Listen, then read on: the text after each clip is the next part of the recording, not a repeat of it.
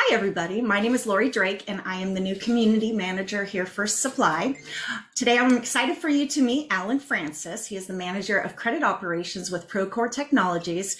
Today, he's going to share with us steps to take through this filthy credit world in order to protect your risk as well as your company's bottom line. Thanks for joining us today, Allan. Hey, well, thank you very much, Lori. I appreciate you and Suppli giving me the opportunity to be here today.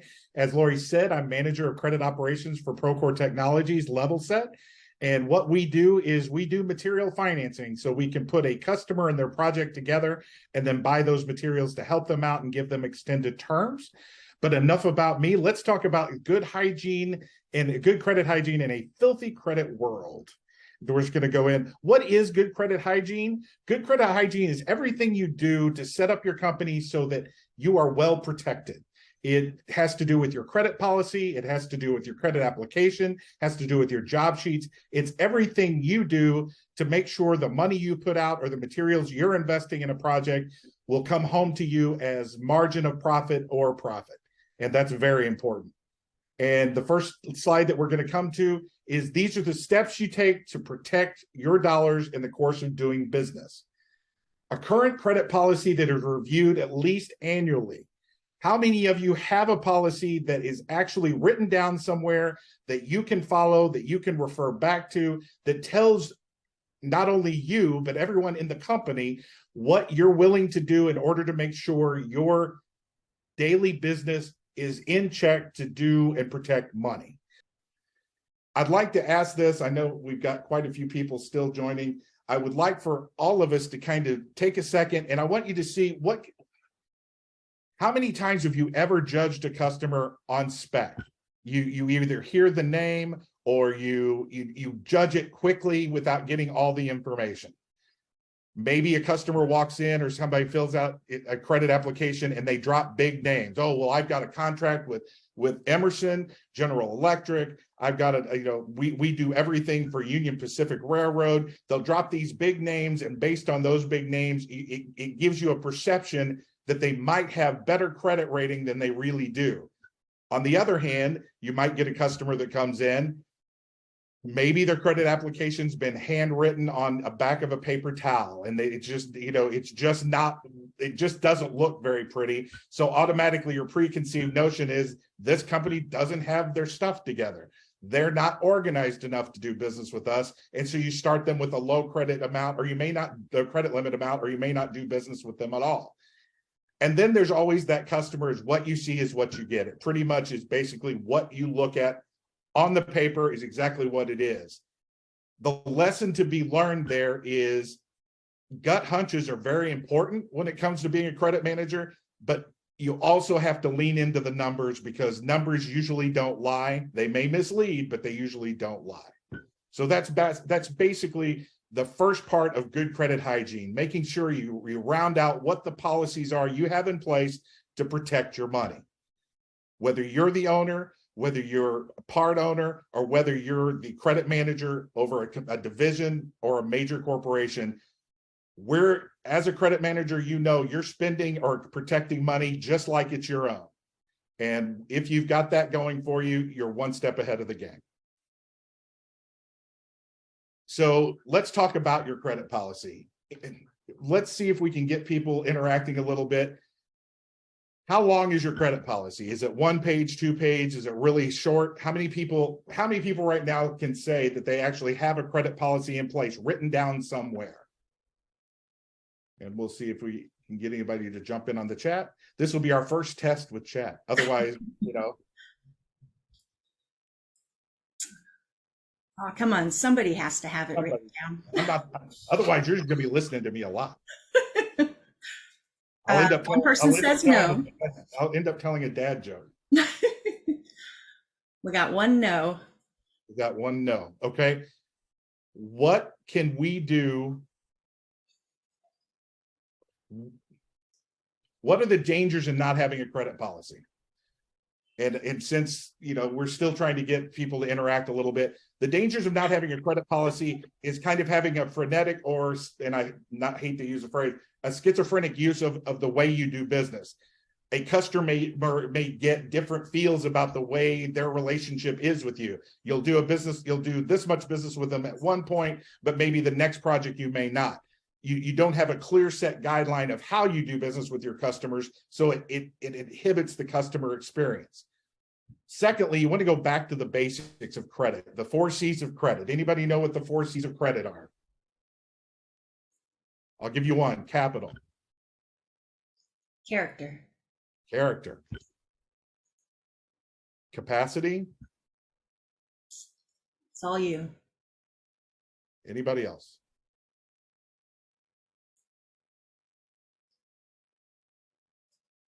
You get to surprise them now. Okay. Honestly, there's been 5 C's out there, and the other one, you've got capital, character, capacity, and then obviously it can be anything as far as customer credit line that they've had in the past. That C can be anything along with actual just the word credit. So those are all important. Go back to the basics of what you've done before and use that information. And why is that important? What do you think the most important of the 4 C's or 5 C's are? That's going to vary by opinion. Mm-hmm.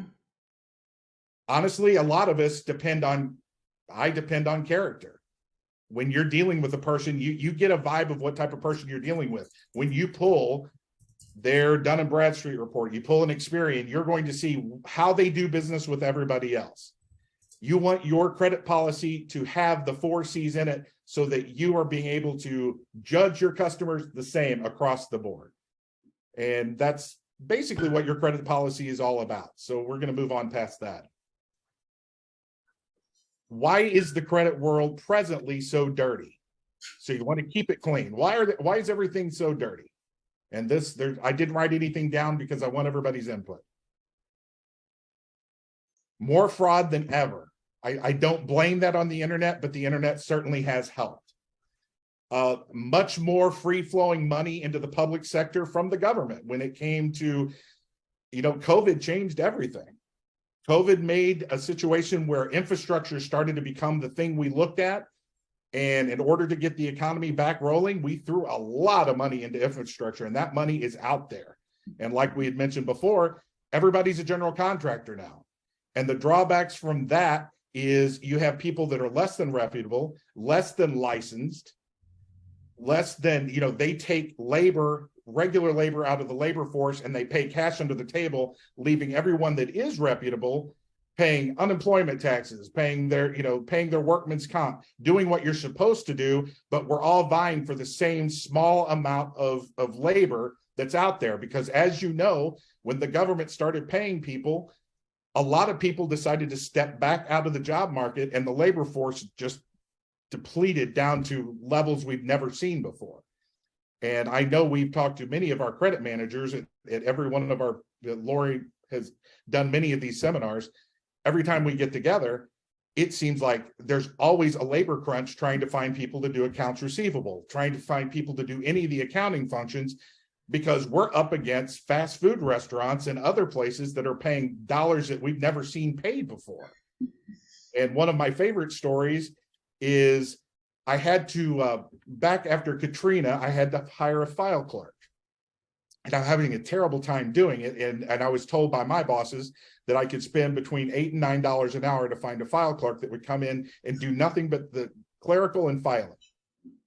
Had quite a few people come in and apply for the job, but I mean, they would get through the interview process, see that it was a very office-oriented job, and then my Wendy's that was right down the street that we were near started hiring people at $12 and $13 an hour because it was just after Katrina. I couldn't find anyone. And finally, the person that came to the top of the list, bless her heart, I won't even say her name because I know she's still around somewhere. She took the job. She seemed like she had, everything together. She was fairly well educated, and we were going to pay her $10 an hour. And her first job that I put her in charge of was taking all our Katrina files that we had to move when there was flooding and refile them into our standing file cabinets.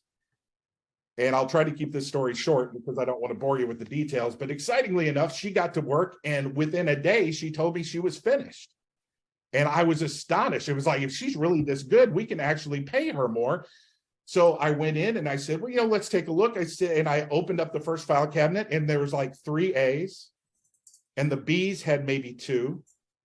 But when I got to the T's, stacks and stacks and rows and rows and rows. She had put the word "the" in front of every company name and did not alphabetize anything past that.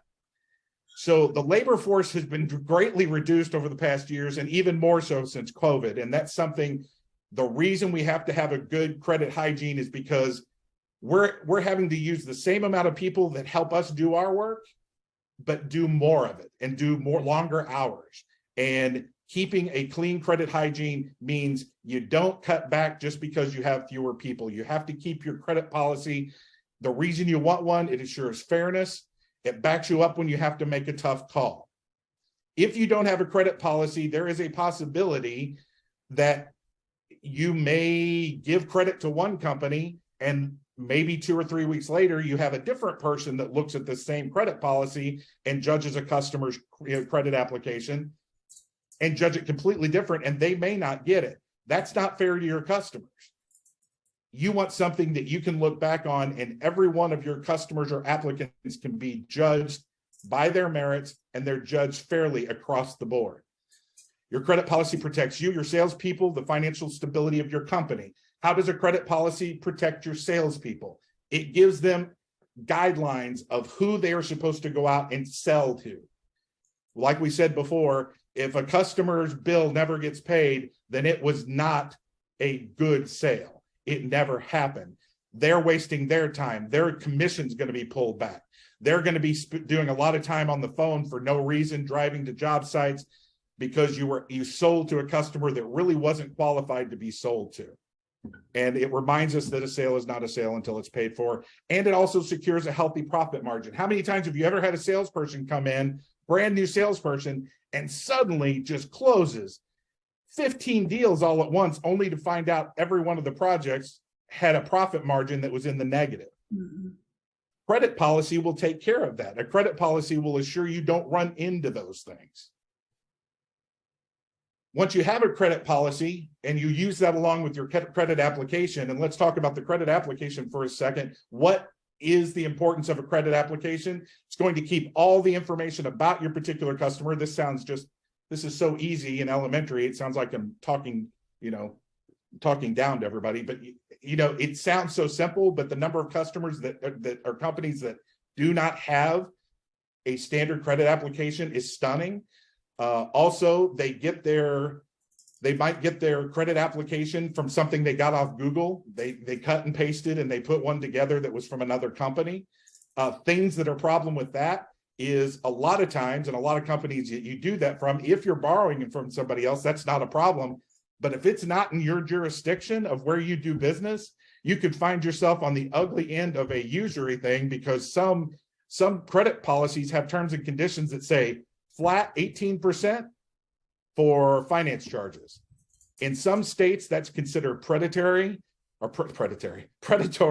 and could get you fined. Matter of fact, I had a situation where we were in Texas, had a 21% finance charge. Our customer owed us about $25,000. We were unable to get them to pay the $25,000, so we took them to court. When we got to court, they countersued that we had predatory finance charges. We ended up losing not only that, but we ended up having to pay them $20,000 in damages for having predatory lending practices. Alan, I have somebody asking what predatory is. Oh, okay. Predatory means under some state laws, you can only charge a certain percentage. Like payday loan places, you'll find have like 300% interest on a payday loan. Even when it comes to certain states, Texas for a while, I know they've adjusted this, but back then, Texas said you could not have finance charges that would exceed 10% in some cases, 12% in others.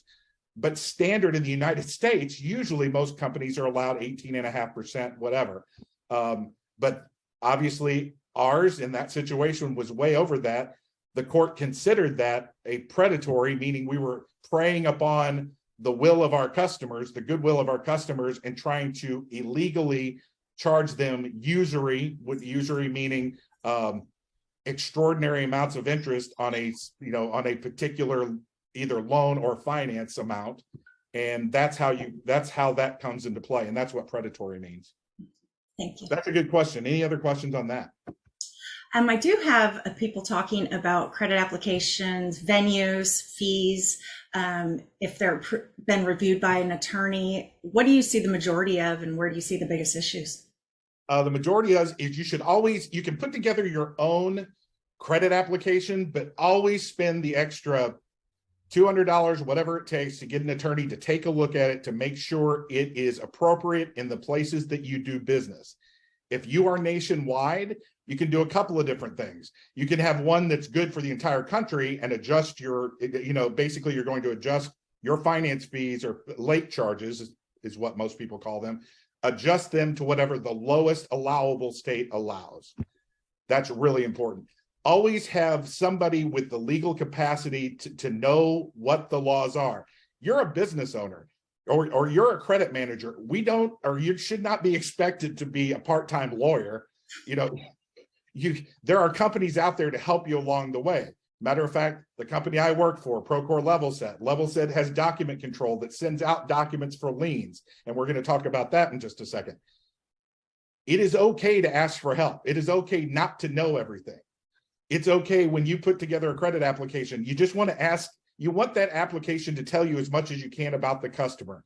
You want the owner's name. You want to know what venue that they're in. In other words, if they're doing business in Texas, you want to make sure they're registered in the state of Texas, because in Texas, if you're not registered in the state of Texas and you're actually registered in Louisiana, you have to be considered, have to register as a foreign entity. I am not a legal expert. Those are things that you need to have checked out, and it'll be the best $200 to $500 you ever spend to get a good credit application. Find out what you really want from that. We've had companies that I'd worked for in the past that use trade references. Many companies live and die by trade references. I never really used them a lot when it came to asking the people, hey, are they a good customer? Because chances are, if you use them as somebody as a trade reference, they're not going to be your worst vendor. They're going to be somebody that likes you. However, they would be a good lead for your sales team to go after other customers. So you can use trade references. I use them all over the place to do many things, not only as a reference for the company I'm about to do business for, but as additional sales leads for my sales department. And what other question was there? Did that answer everything pretty much? Yes, so far. Okay, great. Enforce your credit policy and your job gets easier. Once you have your credit application there, and once you have a credit policy, first communicate that with your team. And I need you to write down on a piece of paper who you think your team is, because the larger your team is, the better off you're going to be. If you consider your team, which is what credit managers tend to do, we like to consider our team is ourselves, our assistant credit manager, the finance people, and all the AR people that are making the calls. Your team is also the sales department. Your team is also the person that answers the phone. Your team is also the people at the counter, because you cannot execute the policy without all those people's help. You really can't. I have one person that said everyone. Everyone, that's it. That if we had tickets, we give you tickets and prizes, because everyone is exactly where you want to be. If you don't mind, I'm going to have a seat while we do the rest of this. So everything gets easier. The more people you include, and communication is the key. I've always wondered about companies that love to use a boardroom and shut all the doors when it comes to talking about customers. What good is that? The more, we're going to have a slide up here soon. It says, the more you know. The more information out there, and the more we can work together as an entire team, and you put everybody involved. Even warehouse people are very important, because they will see orders get filled and they're like, isn't this the one that Allan was talking about, that every time we send it out, we ended up, something happens to it, or it gets lost, or they steal it. Once everybody is on the same page, you're enforcing your credit policy, and suddenly your profit margins go way up. I mean, your profits go way up, not your margins, but your profits go way up, because you're cutting out all those losses. And I want to make sure I'm being nice on time. Okay. Couple of things you can do. Do not do business on a handshake or a verbal commitment. This will be hard for people to admit to, so I'm still going to ask it. How many of you have a customer you've been doing business with forever that you do not have any documents on any type of contract, any type of agreement between them, maybe an email here and there, but they've been doing business with you for so long that, everybody just loves this customer. I have one saying yes. Okay. So that happens. Upper management's decisions. Right. And it's our job as a credit manager. I always call us kind of like the quarterbacks. They're the owners on the field or off the field looking down at us from the suites or whatever and saying, okay, we're going to call the play. The coach is going to call the play. You execute. It's not always going to be a good time. And there are going to be times where you have to go back and say, okay, we executed that play and we just lost $50,000. That's just the nature of being a credit manager. So don't do business on a handshake or a verbal commitment. Let's say you've already done that. Common sense would tell you if they come back to you and want an increase in their credit line, that would be a great time to say, hey, you know what? We're moving to a new software that we need more information to put you in the system, and we need you to fill out this document. And if somewhere along the line you can slip in a personal guarantee, good luck to you. I don't think that will happen, but we can all dream. So that, that's another way you can just kind of slip it in. Hey, we have a new underwriting agreement.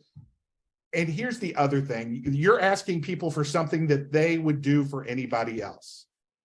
If Netflix asked them for their date of birth and their credit card information, they would fill it out in a heartbeat. And they would do that. Go ahead, Lori. One person said that you could talk about annual account reviews or updates to help try and get that application in from somebody that was a handshake. There you go. That is great. Anytime. We usually try to look at our customers if we're doing regular business with them at least quarterly, and we might run D&B reports, what we call LendFlow reports, and that's a great idea. Bring it in on them. It's okay. We have this bizarre relationship with money in our society, especially in the United States. It's so embarrassing. You don't talk to people about money. The sooner that we get over that, the better off we're all going to be. Because, hey, we'd like to talk to you. You're wanting to come to us for about $1 billion project, but I don't get to ask you questions because it might embarrass you. Mm-hmm. Does that even make sense? And right now, this should be our heyday because the banks have tightened their credit policies up to where if you're a supplier, if you're doing material finance, you're the only show in town for these people. Go ahead. One person asked, what should be the pattern or frequency of the annual reviews of accounts? Honestly, if you could do it at least every 6 months at the minimum. And I'll tell you why. Based on the way liens are filed in most parts of the country, they're usually done quarterly and then updated within 90 days of that. You'll start seeing those things show up at about that time frame. Also, the IRS has been incredibly slow. So I do a lot of disqualification based on tax liens. If you have tax liens, you want to look, if you see that there's a tax lien on your customer and it's a payroll tax lien, I want you to already know that you've become the lowest rung on their ladder, because if it's a payroll tax, that is a trust account.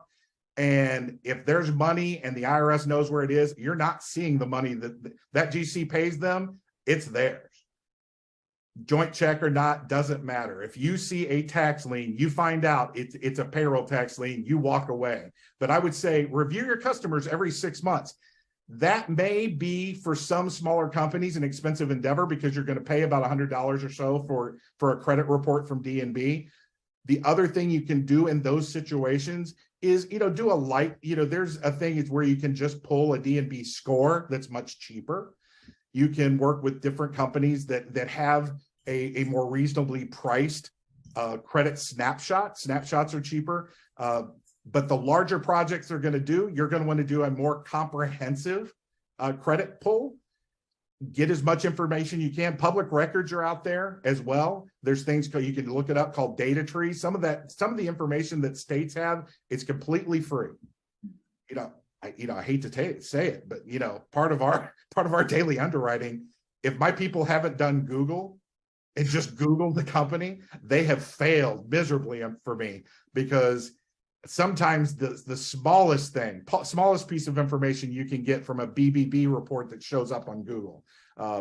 Any of those things that you can do, and do it with your larger customers that are actively doing business with you every 6 months. And here's the other good part of that. Sometimes it's good. Sometimes you can raise their credit. You'll find out that a customer that you've been losing some of the business because they've been turning down projects, you can become a partner with them and accepting bigger projects. Hey, if you see that they're doing good work, say, you know what, go out, we'll back you. You go out and bid this project. We think your credit's good enough. We'll back you in this. You can go to them saying, hey, we're in partnership with Level Set. We're in partnership with Ferguson. They already told us we have this level of credit. We want to bid this job. And in that way, you're building relationships. And we all know that. It's all about building relationships. Make sure when you go back to your credit application after this meeting, make sure that your application's customized to your business. Go ahead, Lori. Just to back you up a little bit, one person said that when they couldn't reach a person or an owner they were trying to reach, they did Google them and found out that they had been arrested and they were sitting in jail. See, whoever that person is, tell them I want them coming to work with me. There you go. That is exactly it. That's why being a credit manager is the best job ever, because if you like crime shows or if you like solving puzzles, credit management is where it's at.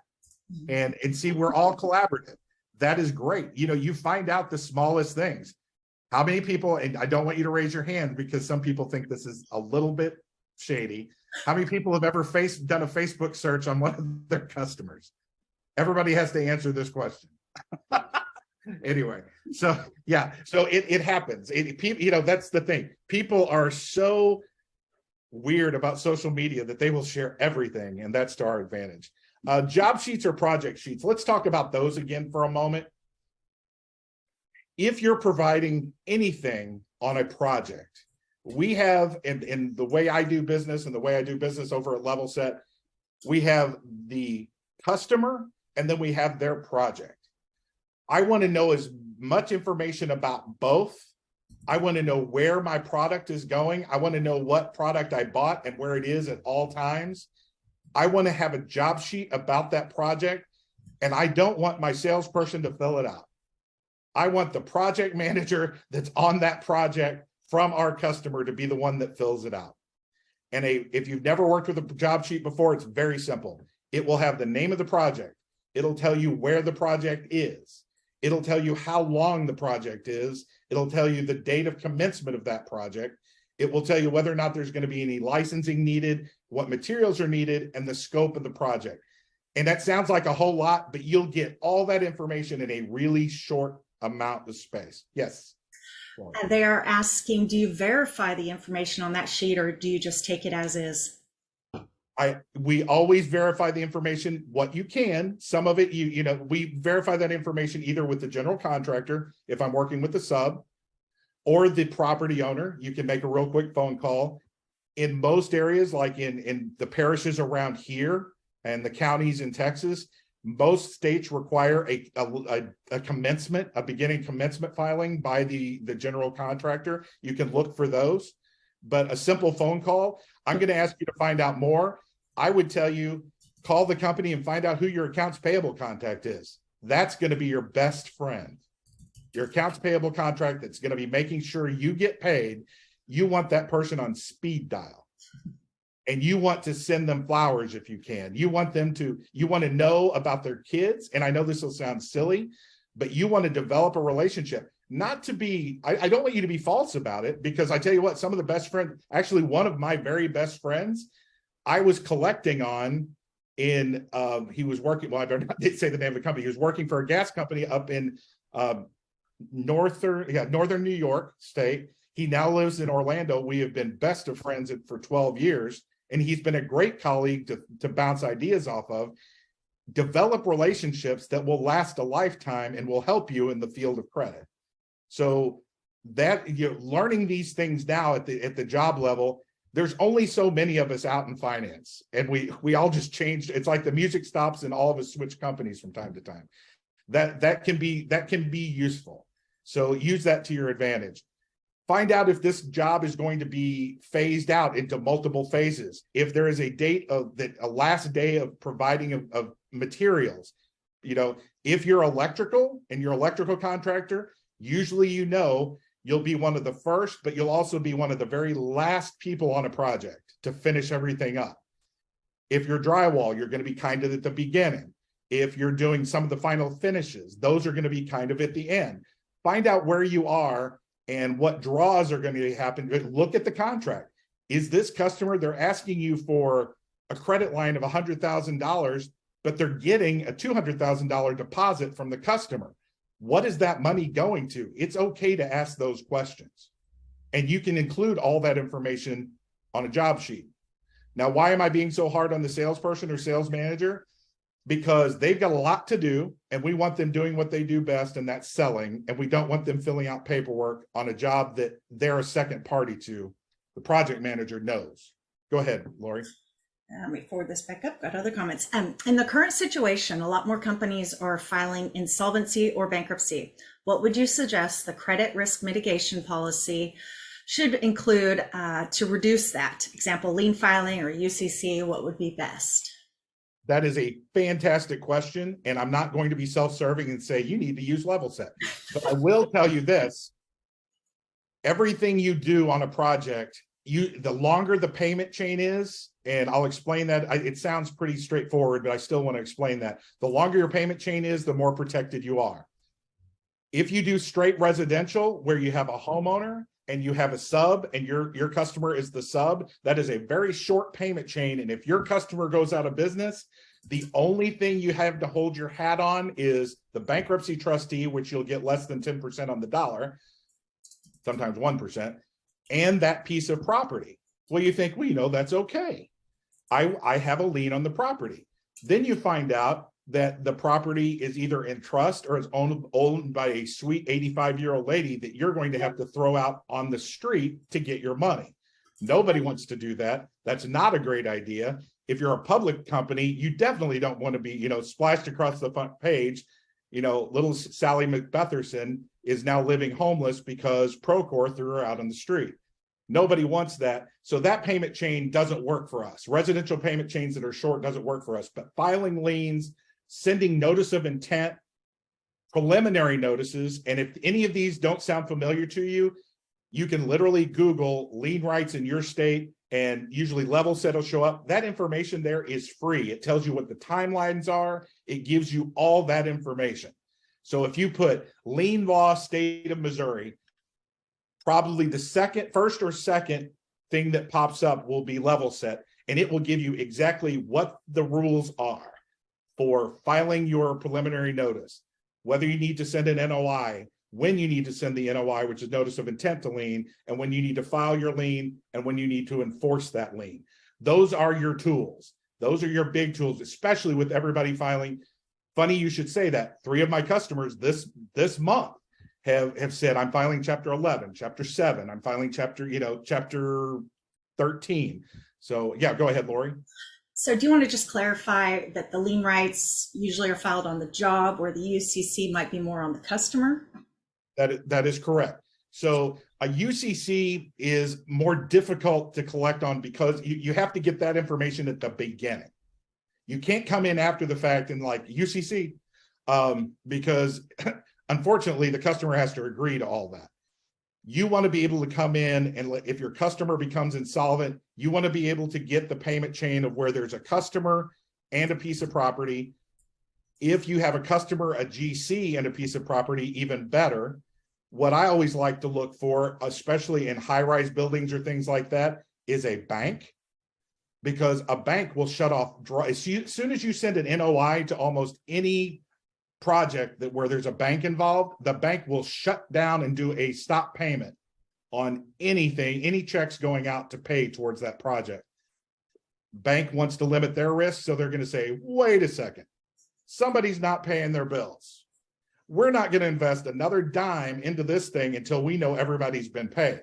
Now, good parts of that are great. That means everybody's going to get paid. Bad part of that is you've stopped the chain of payment, and that can actually slow down how quickly you get paid. It's one of those. You've got to make those decisions. Sometimes it's good to have legal counsel on your side if it's a lot of money that you're dealing with. But most of the time, you can usually go through and navigate the lien filing situation with a little help from different companies that can do the paperwork for you.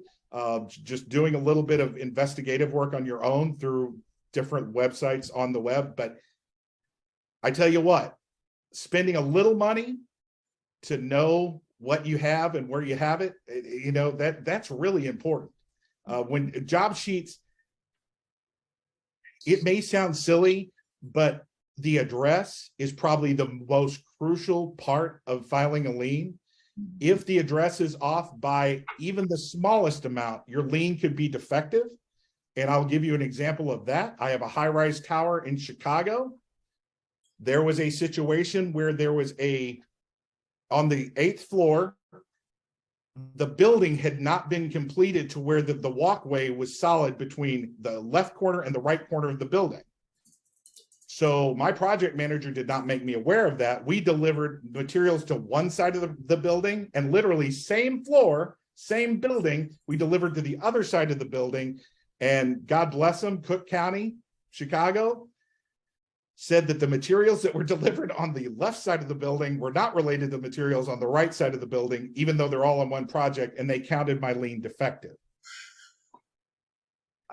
I was speechless for a while, and I'll just say that. And so even if it's out in the middle of a field, get GPS coordinates. Believe it or not, that is good enough. GPS coordinates work. Yeah, Lori? One person said they utilize their delivery men to verify addresses, and more times than not, the address is actually across the street from where they were supposed to deliver the material. And then another person said Cook County is a lot of fun. Yeah, I tell you what, sometimes I think they should be their own country. No, very good. Delivery, see, that's why you want to include everybody. The number of times that in the oil and gas where we would be delivering thousands and thousands of gallons somewhere, and we thought it was going to one place, and the delivery driver said, "Hey, if you would have just asked me." And information should never be secret. I don't know, and I know I'm belaboring this, but this is important. This is the nuts and bolts of how to keep good credit hygiene and get things done. So let's move on a little bit. What are the current headwinds that you're facing in your credit, billing, and collection department? Since we're all not sitting next to each other, I'd like for you to, I don't know why that's still there. Sorry about that. I'd like for you to write down on a piece of paper, since we're not going to interact, or you can actually throw it in the comments. What are you facing right now? I think we already had one said that you're starting to see more insolvency out there. You're starting to see Chapter 11s come up. You're starting to see Chapter 7s come up.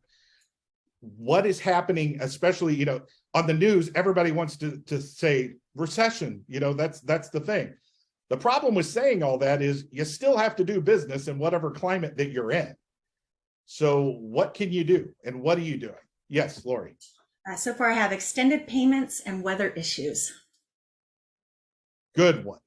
Extended payments, that is, I think we're the only ones that appreciate that, and everybody above us hates that. I know my CFO despises it when we go into long-term arrangements.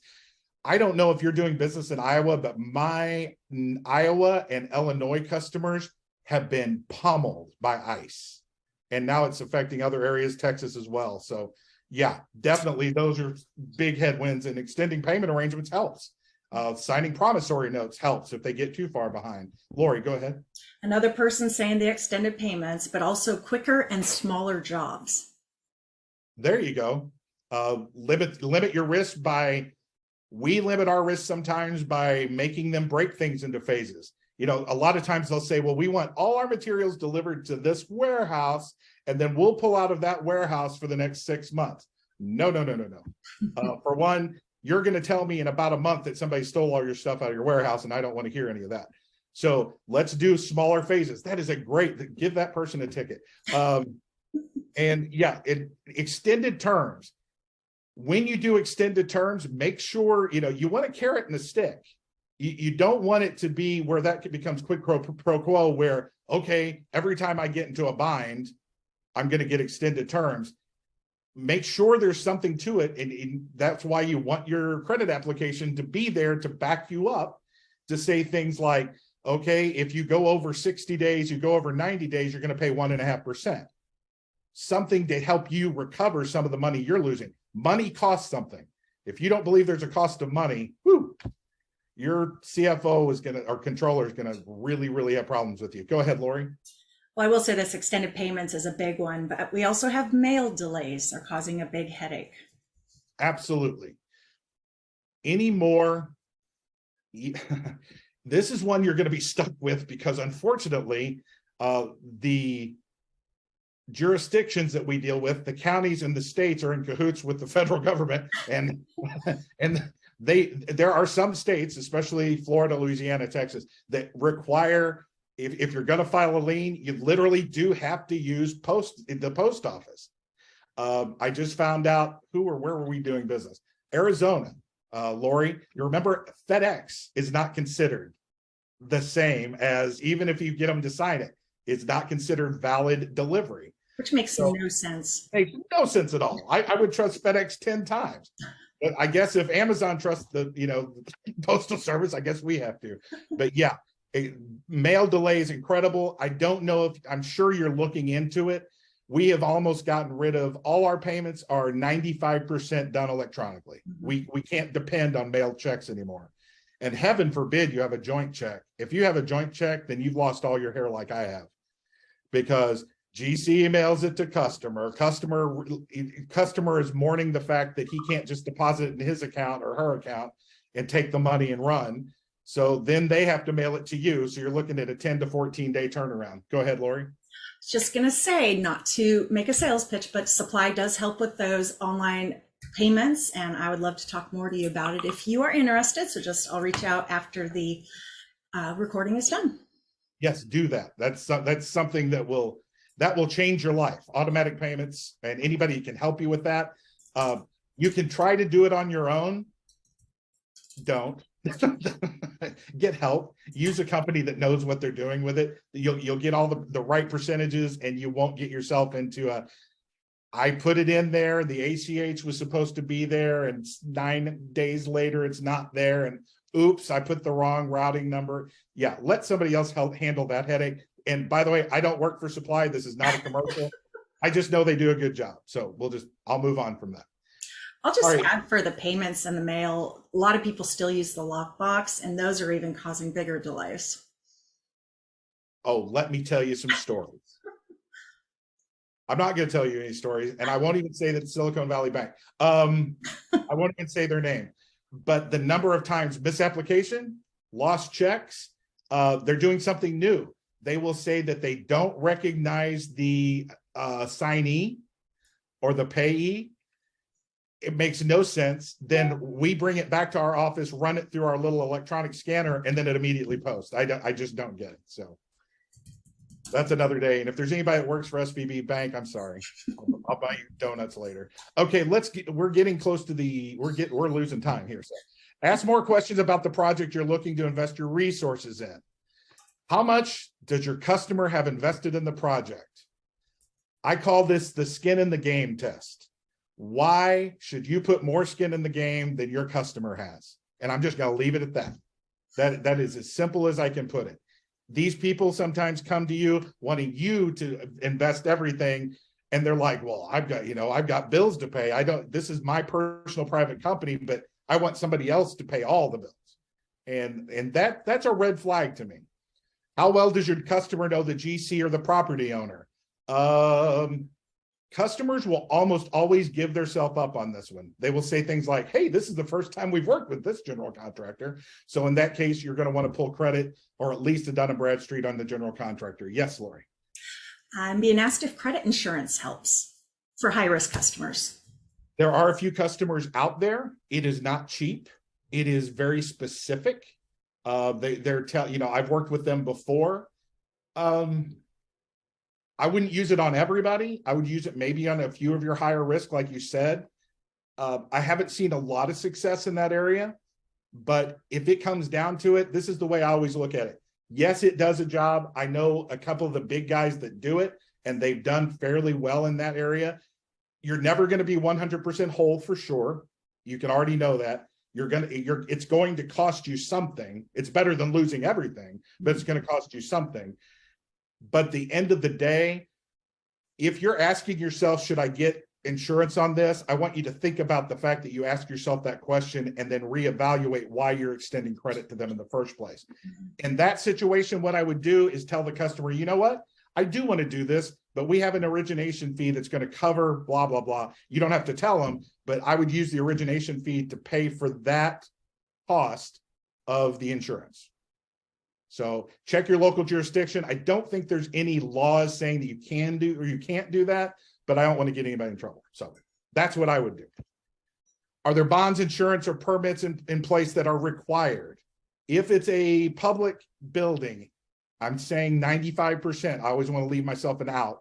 If it's over $30,000, 95% of the time, a bond is required on a public job.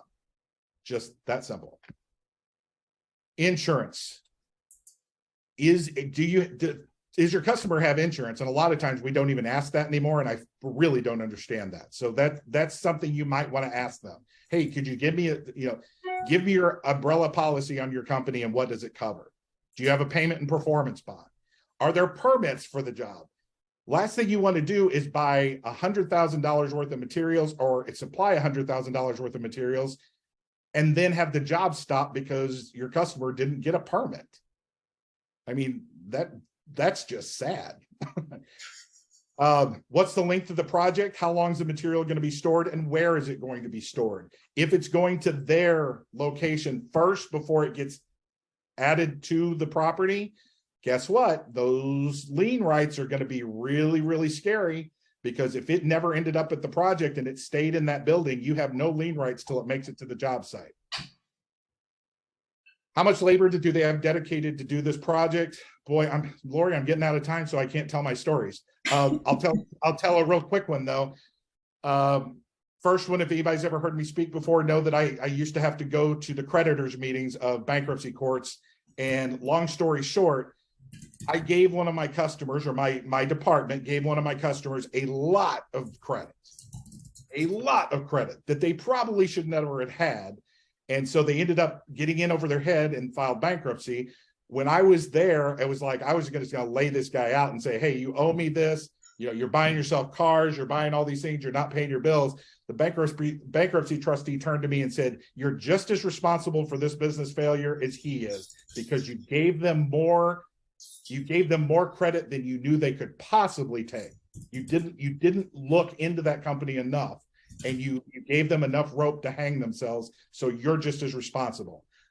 That happened when I was in my 20s. I'm 56 now. I think about it almost every other day. So watch how much, if they have 6 employees and they've been hired to do an airport, where are they getting the people? They can't finish a 30-day job at an airport with 6 people. So ask yourself that question. How do your customers see the supply chain issues delaying their job completion? Just talk to them in general. It's like, hey, over the past year, how much of your jobs have been delayed because of lumber prices? How much has been delayed because you're getting solar panels? Used to get them from Shanghai. Now, because of the tariffs, I'm getting them from Thailand. They're spending 3 weeks overseas, blah, blah, blah. How is that affecting you? And then once again, back to the labor strategy. What's their overall labor strategy? Are they going to finish? If they say they've just been awarded 120 projects, are they working on 120 at the same time? Of course not. Why would you want to supply materials for 120 projects? Do them 10 at a time, especially if they're a smaller company. So I'm going to hurry. Let's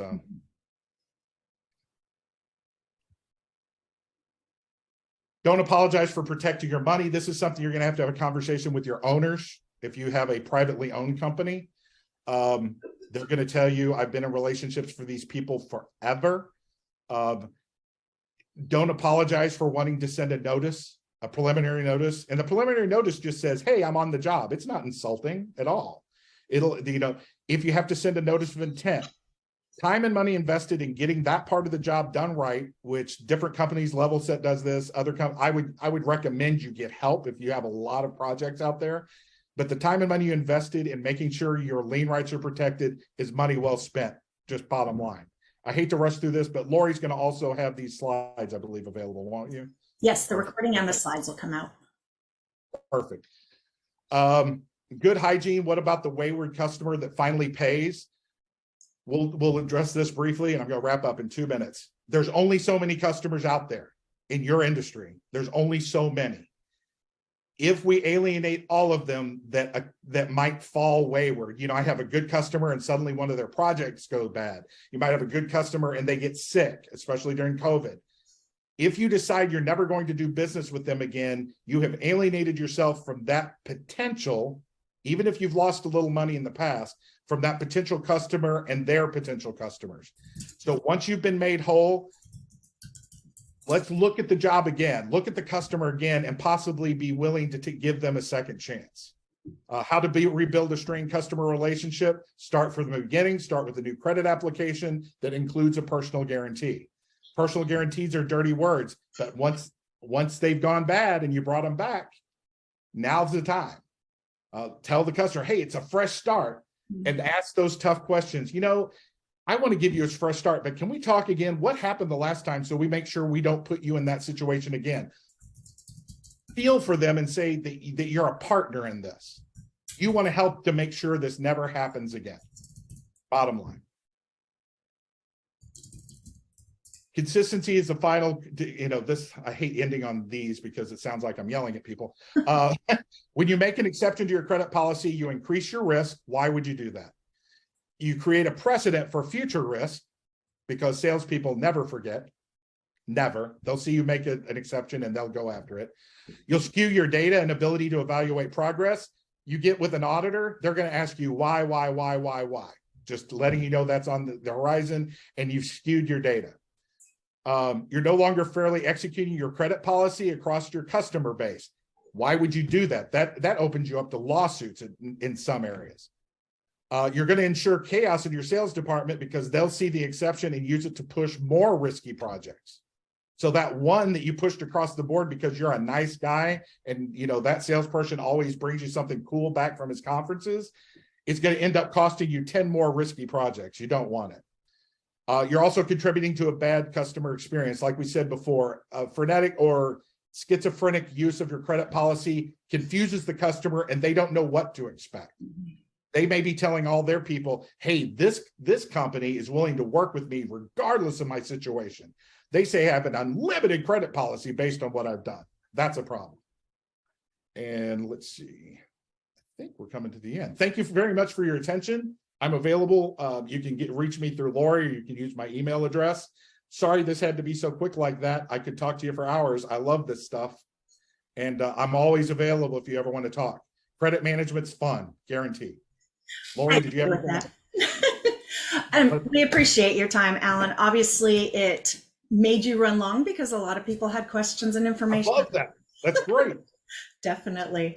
Well, I want to thank everybody that took time out of their day today. As we mentioned earlier, I will be sending a copy of the recording as well as the slides and information how to reach Allan once we have the recording done. If anyone does have any additional questions or want to just reach out and have something more to talk about, please feel free. My email is ldrake@gosupply.com. And we hope you have a great rest of your day, and hopefully we'll see you at the next one. Yeah, tell Lori to have me back. Definitely. Appreciate you all. Thank you. Thank you, everyone. Bye-bye.